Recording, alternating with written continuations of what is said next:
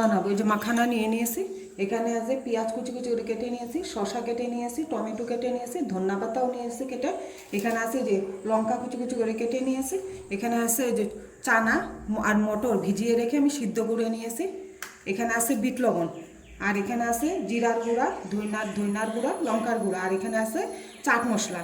এখন আমি চাটটা কীভাবে বানাবো সেটা আমি দেখিয়ে দিচ্ছি। এই যে দেখেন আমি কড়াইতে একটু সরষের তেল দিয়ে দিয়েছি, তেলটার মধ্যে আমি দিয়ে দিচ্ছি এখন এই যে একটু জিরার গুঁড়া, এই যে লঙ্কার গুঁড়া, আর এই যে ধনিয়ার গুঁড়া দিয়ে আমি ভালো করে একটু আমি মিক্স করে নিচ্ছি।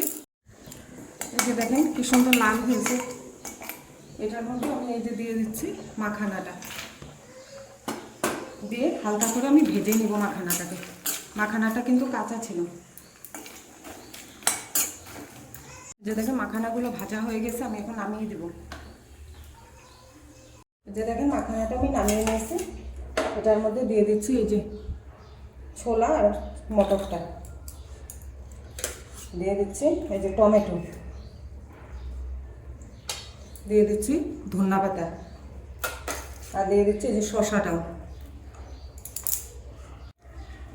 তারপরে এই যে দিয়ে দিচ্ছি পেঁয়াজ, দিয়ে দিচ্ছি এই যে কাঁচা লঙ্কা, তারপরে আমি এই যে দিয়ে দিব বিট লবণগুলো,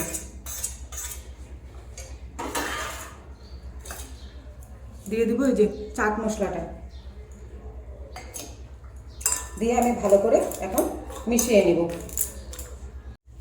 এই যে দেখেন মাখানার চাটটা আমাদের কি সুন্দর হয়েছে। আমার এই মাখানার চাটের রেসিপিটা যদি ভালো লাগে তাহলে আপনারা লাইক করবেন, শেয়ার করবেন, সাবস্ক্রাইব করবেন।